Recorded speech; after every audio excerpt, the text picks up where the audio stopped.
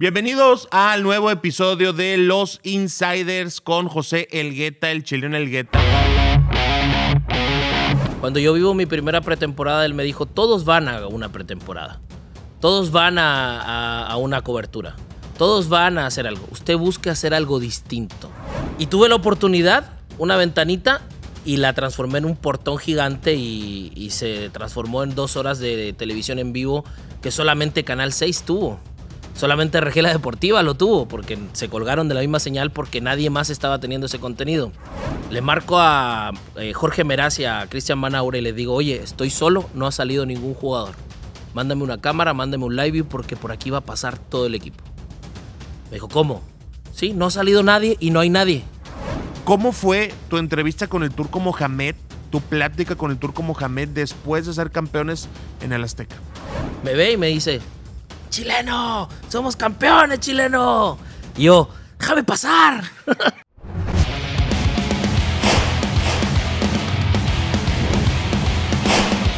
Bienvenidos al nuevo episodio de Los Insiders con José Elgueta, el chileno Elgueta. Muchísima gente conoce al chileno por toda la información de Rayados, por escucharlo en RG La Deportiva, en los programas, en los partidos, por todo lo que ha hecho a lo largo de estos años en multimedios, en sus redes sociales. Chileno, muchas gracias por aceptar venir a Los Insiders. ¿Cuánto tiempo llevas en Nuevo León?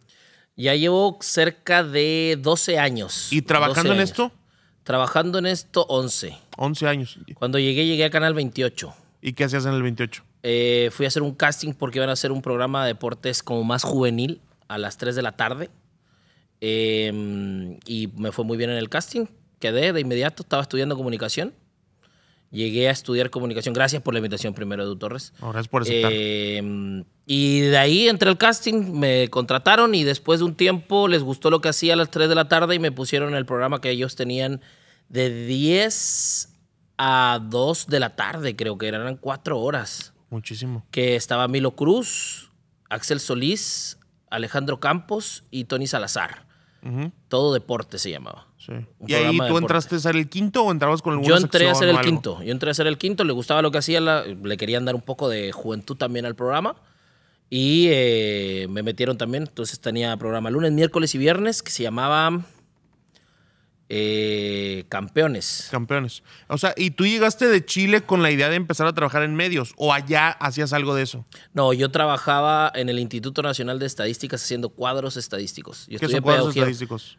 Cuadros de Excel, Ok. los datos demográficos, estadísticas de población. Yo postulé un proyecto en Chile que era digitalizar las bodegas gigantes que tenía el INE porque no estaban todas digitalizadas. Ok. Y junto a otras personas terminamos haciendo ese proyecto. Trabajaba como godín porque yo estudié pedagogía en matemáticas.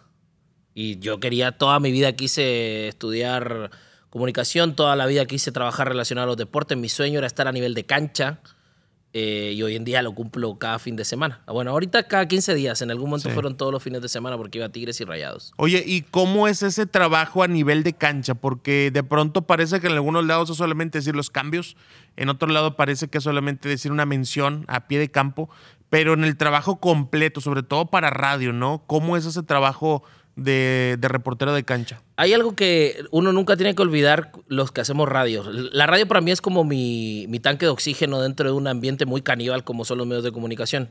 Mucha competencia, mucha rivalidad, etcétera. Conoces muy buenas personas y también te topas con personas que capaz no quieres en tu vida, ¿no? Es normal. ¿Y cómo es el trabajo de cancha? El trabajo de cancha, alguna vez don Robert me dijo, tú eres mi Guido Pizarro, campeón. Y yo, ¿por qué, don Robert? Él me ponía en Tigres y en Rayados. En algún momento iba a los 2 estadios, todos los partidos. Me dijo, porque usted me da el toque diferente. Usted no solamente me da el dato estadístico. Por lo general yo me preparo, tengo los números de cuánto ha jugado cada jugador, dónde se crió cada jugador, en qué equipo estuvo cada jugador, cuántos goles, cuántas asistencias, cuáles son sus números en el partido para poder tener un dato siempre, tanto del rival como del local. El local muy pocas veces ya sacas datos porque los tienen muy pegados en la memoria. Pero don Robert me decía, yo no quiero solamente los datos. Yo quiero que usted me dé la opinión de lo que está ocurriendo en el partido, porque le gustaba cómo veía o cómo estaba analizando el juego. Y Y me parece que ese ha sido mi sello también a nivel de cancha, no solamente entregar octavo tiro de esquina, señoras y señores, lo va a cobrar Omar Gobea. Cuidado porque Germán Berterame se posiciona en el punto penal. No, creo que hay que entregar, se cambió la formación, se movió de línea de 4 a línea de 5, cambiaron los carrileros. Por lo general tengo muy buen ojo en cuanto a los movimientos tácticos, es algo que me ha gustado, que he leído bastante para poder entender también en el juego posicional, la estructura de la cancha y me parece que eso también ha sido la diferencia en mis años ya a nivel de cancha, que ya llevo pues desde el 2015 a la fecha, 8 años. Me he perdido solamente una final que fue la última de Tigres, todas las demás estuve en la mejor estación del mundo en RG La Deportiva, en todas las finales me tocó cubrir. Ahora que hablas de esa parte de las finales, sé que hay algunas historias puntuales en finales ante el América. Creo que cuando hablamos de ese rival, pues vienen momentos dolorosos y vienen momentos de gloria para los equipos locales. Uno de ellos fue en la final del mes de diciembre del 2016, la final de Navidad. En aquel momento Tigres llegaba de una larga pausa por estar esperando a la América, que estaba haciendo el ridículo en el Mundial de Clubes, y llegan y son campeones. Pero desde la parte de cancha, Chileno, ¿cómo se vive eso? Que la gente disfrutó en la tribuna, que fueron los penales, que el Tuca Ferretti salió corriendo como nunca en su carrera de entrenador. ¿Cómo se vivió desde la parte de reportero de cancha en la final Tigres América? Hay un tema bastante importante porque volvemos a don Robert y algunas experiencias que él me decía. Cuando yo vivo mi primera pretemporada, él me dijo, todos van a una pretemporada, todos van a una cobertura, todos van a hacer algo. Usted busque hacer algo distinto, que marque la diferencia, que se acuerden de lo que usted hizo. Y tengo 2 finales en particular y las 2 contra las Águilas del América, en donde aciertos del destino terminaron por darme una cobertura excepcional para mi punto de vista y después muy aplaudida por mis jefes. En la final contra el América yo estaba detrás de la portería de los penales, en donde se termina consagrando campeón Tigres. Me tocaba ir a los 2 estadios, solamente llevaba 6 meses trabajando como reportero y ya había ido una pretemporada y justamente don Robert me había mencionado eso. Tenía pocas coberturas, pero siempre buscando hacer algo distinto. Y tuve la oportunidad, una ventanita, y la transformé en un portón gigante y se transformó en 2 horas de televisión en vivo que solamente Canal 6 tuvo. Solamente RG La Deportiva lo tuvo porque se colgaron de la misma señal porque nadie más estaba teniendo ese contenido. El encargado de comunicación de Tigres, Alejandro es muy picudo, ¿no? El equipo todavía no salía, se iban a ir a celebrar a la macro después de ser campeones. Y le dice a toda la prensa, los vamos a llevar a todos en un camión Redila para que puedan ir grabando. Nada más necesito que ya se suban porque los jugadores ya van a salir. Pues toda la prensa, ¿qué pasó? Pues, todos se fueron. Toda la prensa de la ciudad que vino a cubrir la final, si no estaba en el camión Redila ya había salido del estadio.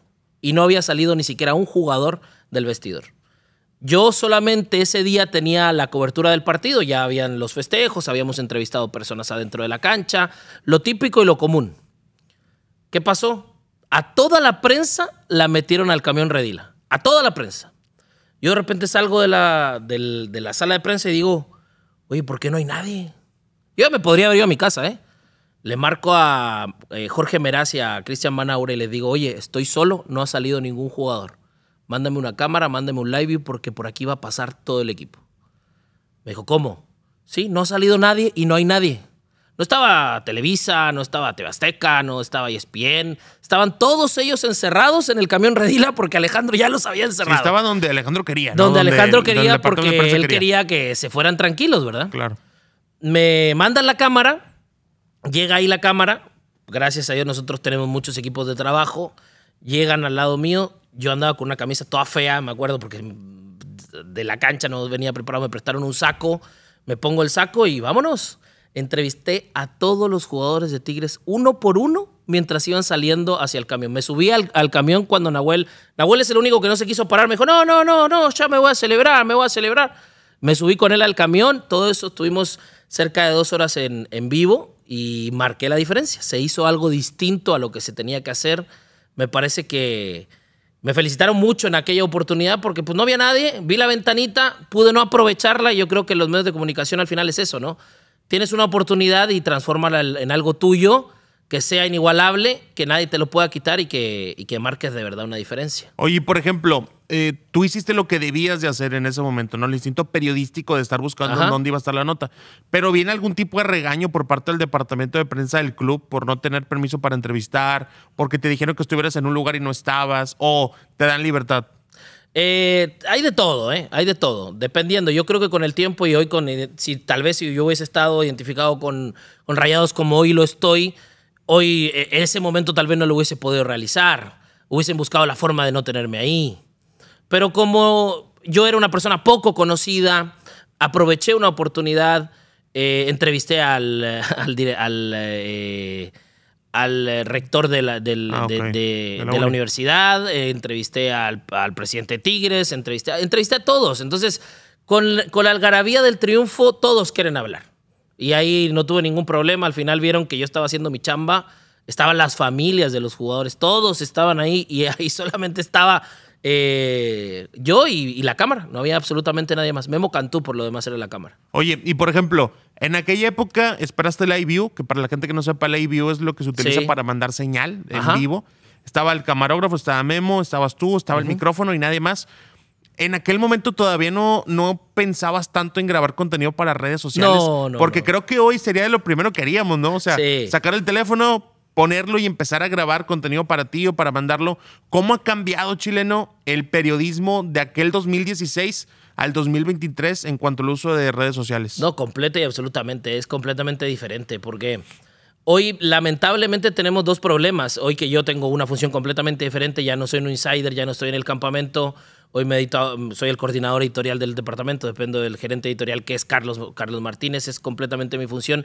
Y es uno de los grandes problemas. Hoy en día muchas veces priorizas la red social que la chamba y trabajamos para un canal, trabajamos para una institución y piensas más a veces en lo personal que en lo colectivo. Y ese es un gran problema, porque ese material, imagínate si yo hubiese solamente haber grabado para mis redes, 2 horas de contenido en vivo para toda la gente.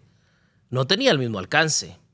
No, por supuesto. Yo pensé recién a mover bien mis redes sociales, una recomendación tuya incluso, lo recuerdo, que tú siempre has estado muy ligado al mundo de las redes sociales, cuando me fui a Qatar. Claro. Que solamente en Qatar yo tenía 3,000 seguidores y llegué a 12,000 solamente por estar en la cobertura allá y subir videos constantes y hacer en vivos desde el Mundial de Clubes.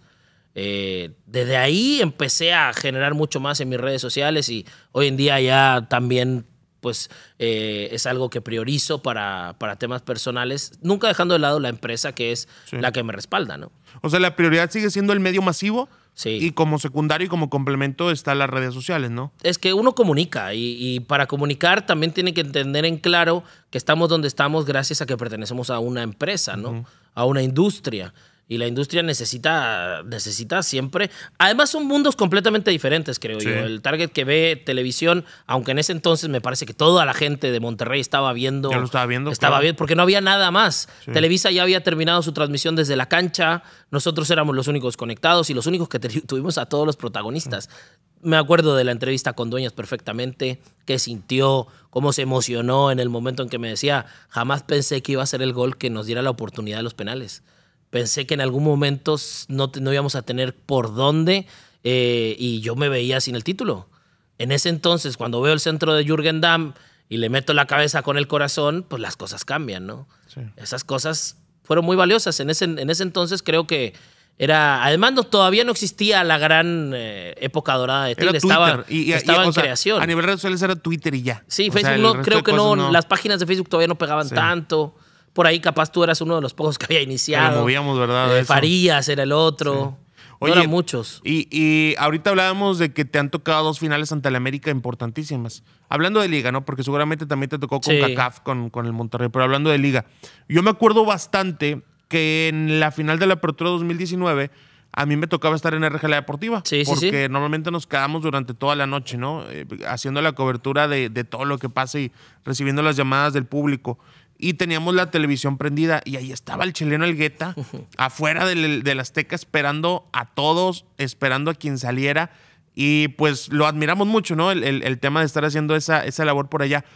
Y sé que hubo momentos muy emotivos, chileno, en esa cobertura post partido de la final Rayados ante el América.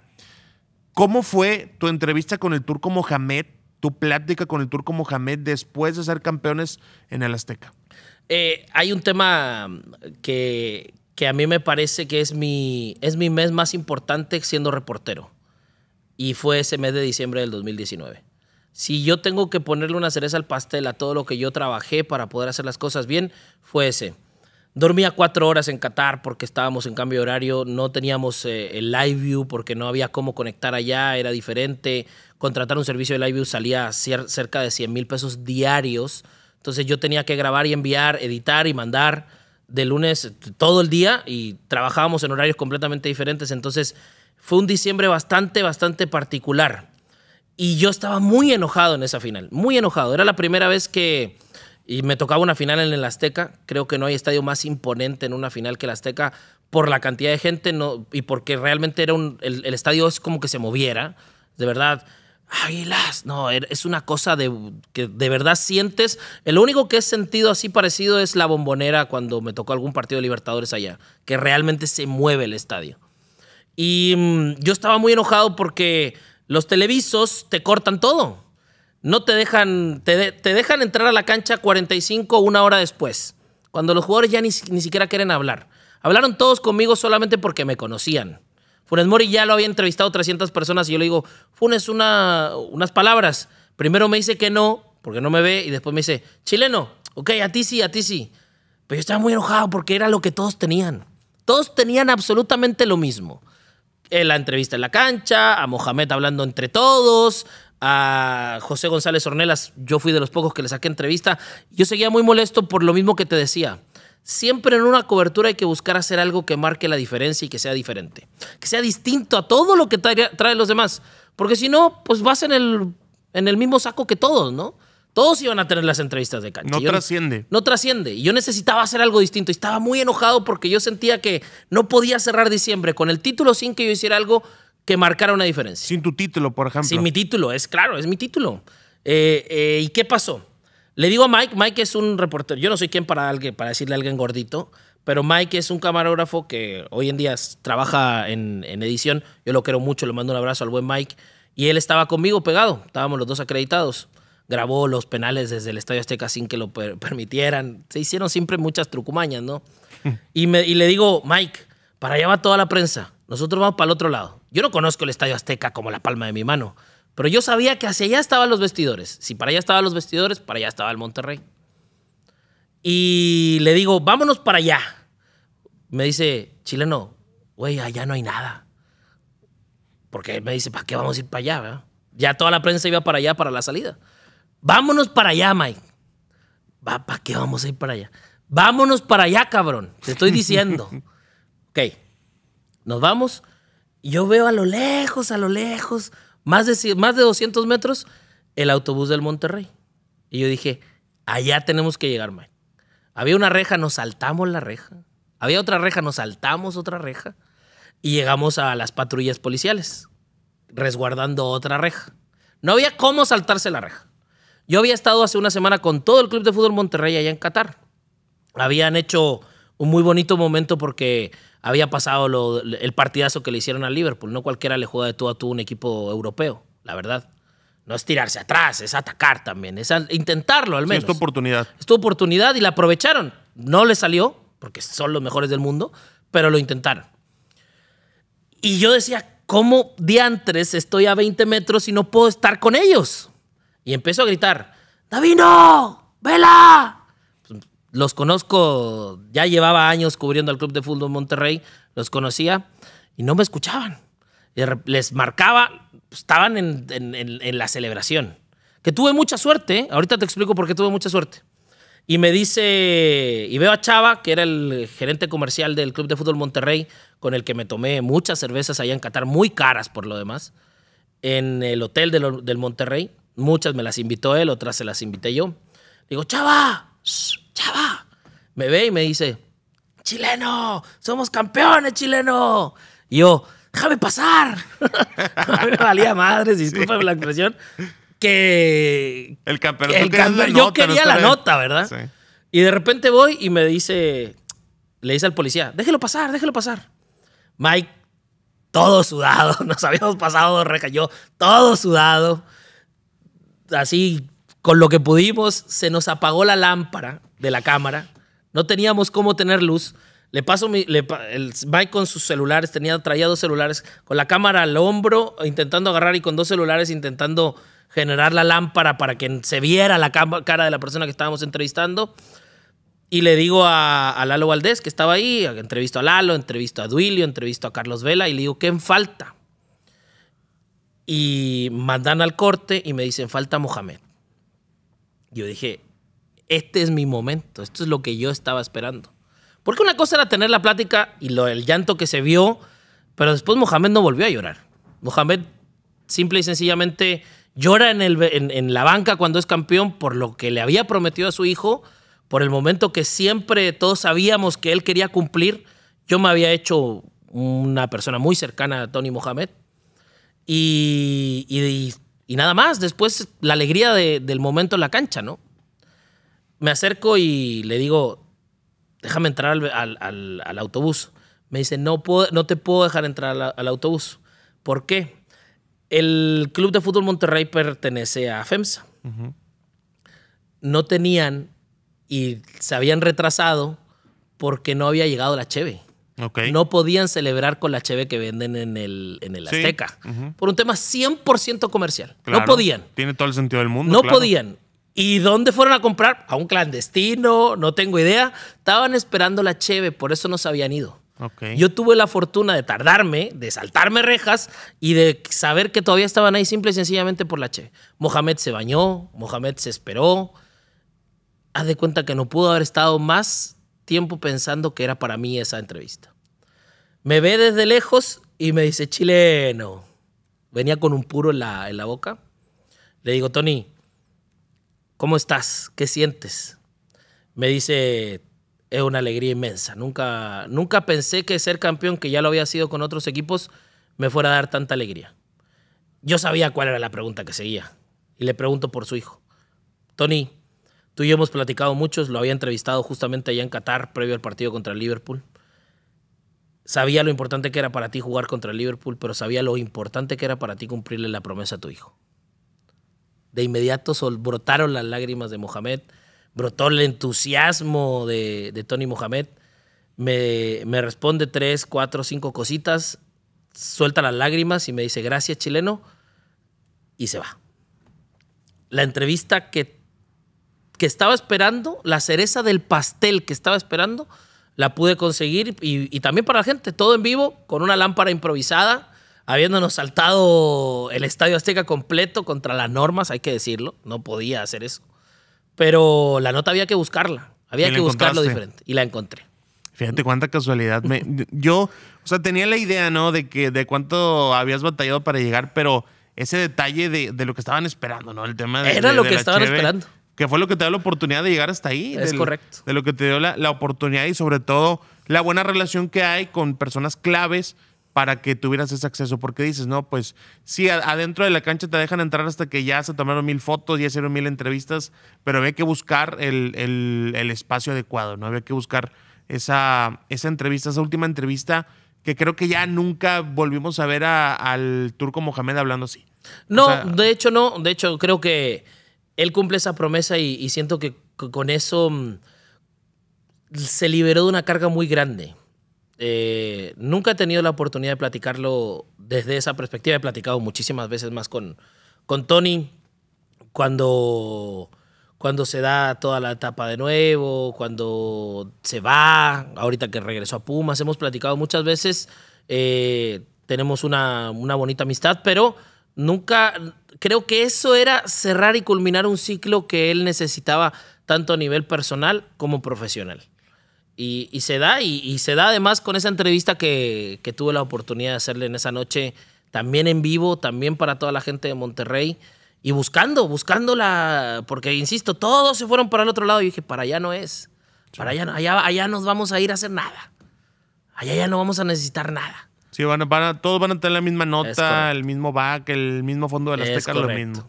Chileno, gracias por las historias. Hay que grabar otro episodio porque tienes historias de pretemporadas, claro, historias de fichajes y mucho más que platicar. ¿Vamos a grabar otro? Perfecto. Esto es Los Insiders, primer episodio con el chileno Elgueta.